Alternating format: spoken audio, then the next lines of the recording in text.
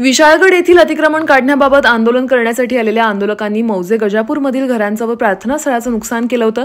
नुकसान झालेल्या भागातील पाहणी करून शासनाकडून दिलेल्या मदतीचा आढावा पालकमंत्री हसन मुश्रीफ यांनी घेतला। यावेळी गावातील ग्रामस्थ, पीडित महिला, पुरुष यांच्याशी त्यांनी संवाद साधला व पडझड झालेल्या भागाची पाहणी केली। यावेळी माध्यमांशी बोलताना त्यांनी गजापूरमधील भयभीत जीवनमान पूर्वपदावर आणणं आपलं सर्वांचं व प्रशासनाचं प्राधान्य असल्याचं सांगितलंय। दिलं होतं की मला प्रशासनाकडनं जे कळालं की संभाजीराजेंना 2-3दा जाऊन भेटले होते। संभाजीराजेंना त्याने हे आंदोलन हे असं उच्च न्यायालयामध्ये स्थगिती असल्यामुळं आम्हाला अतिक्रमण काढण्यामध्ये अडचण आहे असं सांगितलं होतं। मग आणि सुद्धा ॲडव्होकेट जनरलकडे जाऊन यामध्ये काय करावं याचा कायद्याचा सल्ला सुद्धा ते घेत होते। त्यानंतर प्रशासनाने छत्रपती खासदार शाहू महाराज यांना सुद्धा त्यांना समजावण्यासाठी ते गेले होते।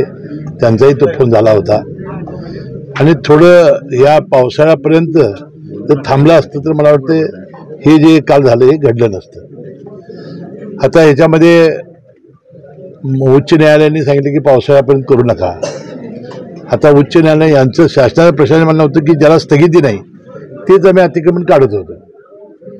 आता नेमकं न्यायाधीशांनी काय म्हटलेलं आहे याचा नक्की 29 तारखेला तारीख होईल, त्याच दिवशीच होईल। आज ही पहिलीच तारीख झालेली आहे।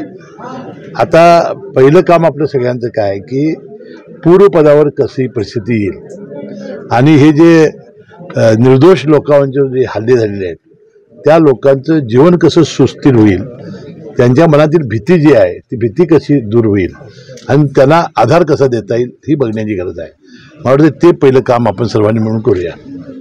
आता हे लोकांचं जीवन पूर्वपदावर कसं येईल यासाठी शासन प्रयत्न करते आणि त्यांच्या मनात जी भीती बसलेली आहे ती भीती दूर करणं आणि शासन हे तुमच्या मागं आहे हे ठामपणानं सांगणं हे काम पहिल्यांदा आपल्याला करावं लागेल। आता कलेक्टर साहेबांनी जे पहिलं जे पंचनामे केले होते ते 2 कोटीच्या वर होते, आता 1.5 कोटीच्या वरती याची काहीतरी नुकसान भरपाई झालेली आहे हे त्यांनी सांगितलं।